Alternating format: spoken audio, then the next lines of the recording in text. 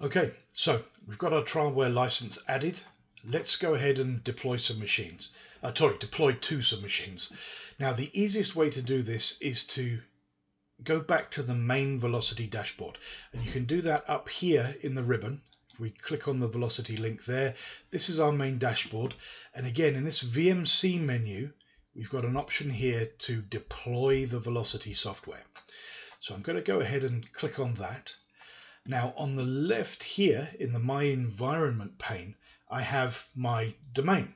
Now I can simply put a tick in this checkbox and it'll show me all of the machines in my domain.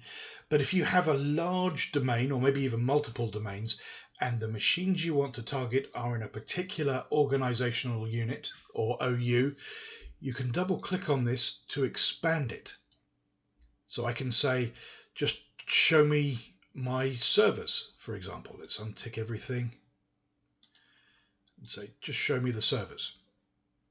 Or I can say, I want to see servers and clients, depending on what OUs you have set up. So what I'm going to do is deploy the software to this machine and to this machine. And with those selected, I can then hit this button here to save my selection. So now I get a chance to review the machines that I've selected. That's absolutely fine. So I'm just going to go ahead and hit next. Now this is asking for a configuration policy. For testing purposes, the default configuration policy is the correct one to use. So just go ahead and hit the next button when you're ready.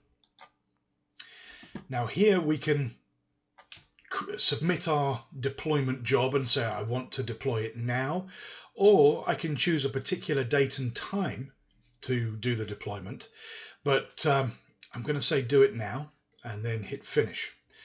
And it will say this is the default port that I'm going to use to communicate with the Velocity software on those machines that we're deploying to. Of course you can change that, but this port really shouldn't be being used by anything else, so it's absolutely fine to leave it as it is and click the OK button.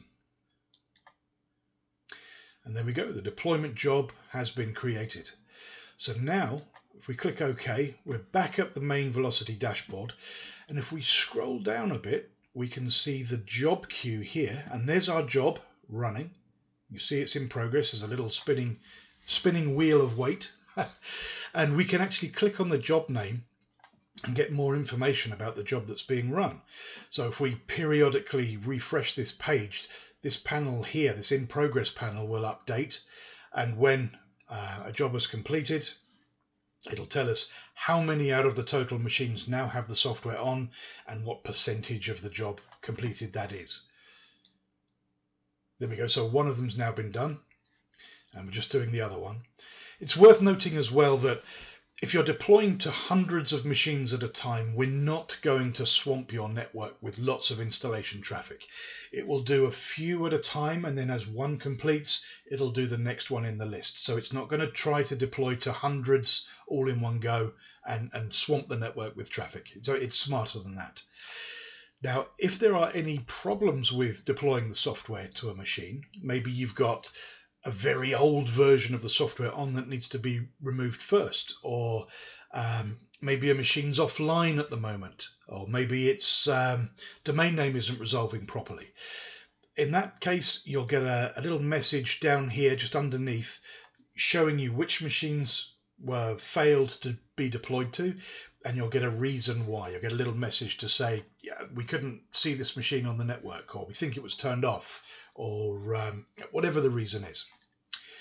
So let's go back to our main Velocity dashboard and see if that deployment job has completed. Yes, it has. And you see the status indicator here has now changed to a green circle with a white tick in it. So the software has now been successfully deployed to those machines.